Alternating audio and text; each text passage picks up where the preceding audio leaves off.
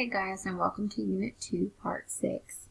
We are now going into some of our sleep disorders, which many of you guys have probably heard of or have experienced yourself.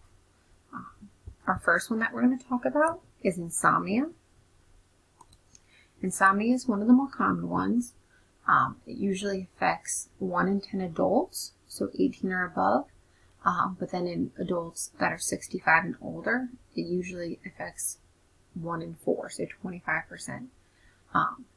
But this is usually an issue when you can't fall asleep or stay asleep for a long period of time. If you can't sleep for 1 or 2 nights, you do not have insomnia. It's more common in older adults that are women, and also who are more stressed out or depressed. However, the good thing is that there are treatments available, and even as simple as exercising regularly, avoiding caffeine in the afternoon, trying to relax before bedtime versus being on your phones or reading or studying. Turning your clock so it's facing a different way, or even just going to bed later or waking up earlier can help. Sleepwalking and sleep talking. Somnambulism is sleepwalking. Most of us just say sleepwalking because that first word's really hard. This usually occurs when you're in the first, after the first 2 stages and in stage 3 and 4, but before REM sleep. It's usually linked to people who are more sleep deprived and tend to have alcohol in their system. The one important thing is you should wake the person. If you have ever seen somebody actually sleepwalking, it's very spooky. Sleep talking, the information that comes out of someone's mouth is usually not very accurate in what they're saying or meaning. So they could tell you that your hair looks nice, but you could look a hot mess. Sleep eating is a very rare thing. If someone takes Ambien to help with insomnia or as a sleep aid, this is sometimes a side effect, to the point where people have buttered cigarettes to eat them, put salt on sandwiches, or just try to consume raw bacon, which doesn't seem very tasty at all to me. Our next one is night terrors, and these are some of the ones that are more common. These are when you have a scary dream. However, there's a difference between a night terror and a nightmare. It's usually found in children who are 3 to 6 when your body's going through a whole lot of changes. But then also by college students, usually around like 4 to 8 times per year. Nightmares are just dreams that scare you and wake you up from REM sleep. And night terrors feature sudden arousal from sleep and intense fear. You have a higher heart rate. Breathing. You might scream. If you were ever a little kid and had a night terror, your parents might have ran into your room to make sure you're okay. You might sweat. You usually sit up. You tend to have these night terrors between ages 5 and 7, and it occurs in the stage right before REM sleep.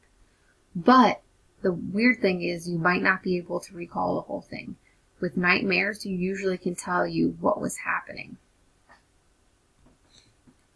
Narcolepsy is a periodic and overwhelmingness of needing to sleep. It's a problem with the hypothalamus and the amygdala. When someone has narcolepsy, they just fall asleep. It could be triggered by an emotion, like someone being surprised, laughter, excitement, but this usually emerges in adulthood, and 1 in 2,000 people have it, even if it's just mild. There are even dogs that have this, and I'll try and show you guys the video. But narcolepsy comes from the word narco, which means numbness, and lepsy, which means seizure. And it usually lasts around 5 minutes or less, and then the person or animal should wake up. And it can affect your work and your daily activities, like driving, but some people it can be managed with certain things. Our next one is sleep apnea. It's a sleep disorder characterized by breaks in breathing during sleep, and then moments of wakefulness. Typically, you see people with sleep apnea needing to use oxygen to help, because they will be a person who snores very loudly, but then followed by pure silence, and it's the person not breathing.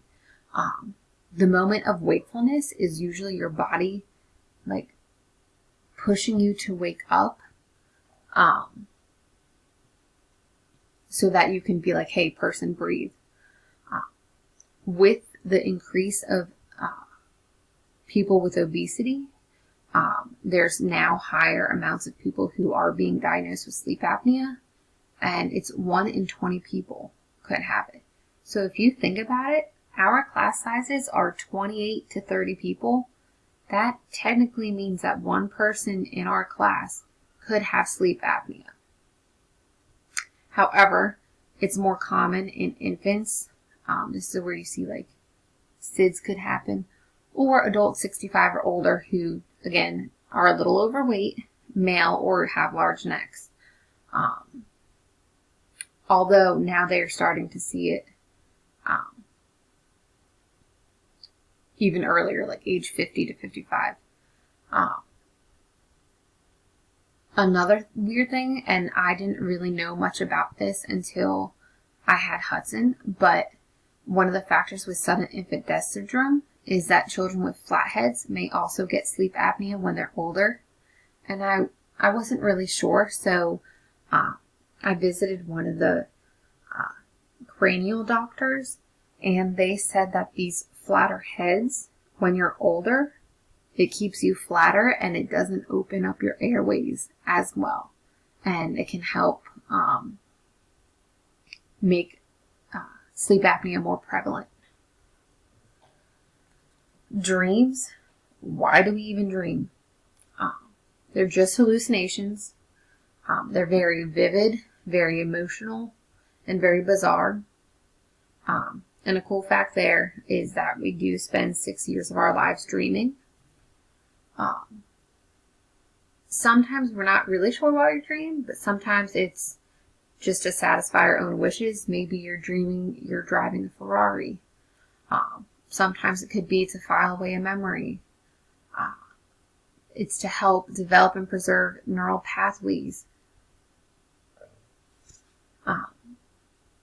Some of our theories is manifest content, and with Freud, he wanted you to make sure that you focus on the remembered storyline and what's the meaning. And latent content, according to Freud, is a dream's hidden content, and it's the true meaning. So later you find out the meaning. So latent, later. Some of our other dream theories, Freud's wish fulfillment, you're expressing your unacceptable feelings, there's a hidden meaning, information processing. Dreams help us sort out the day's events, help us consolidate our memories. Physiological functioning, it helps stimulation from REM sleep, and can help preserve our neural pathways. Activation synthesis, REM sleep triggers impulses that evoke random visual memories. In cognitive theory, dreams content reflect dreamers' cognitive development, their knowledge and understanding. So they help us prepare. Some of these could be true, some of them might not be. They're all not the perfect reasons as to why we don't truly know the 100% correct reason why we sleep, but these help. And these are very important for you guys to know. Drugs with sleeping alter and change your perception and your neural synapses and how you function. Tolerance. I'm sure you guys have heard this word before, but it's the need to take more of a dose or an amount of a drug to get that same effect. So sometimes people say, I have a high tolerance for pain.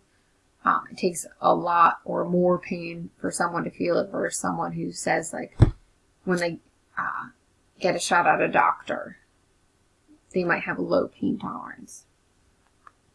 Physical dependence, the actual physical need for a drug. You see this when somebody ends up going through withdrawal. And that's just when a person is in discomfort and distress, and you could see their body shake. They might get sick. Psychological dependence is a really strong desire.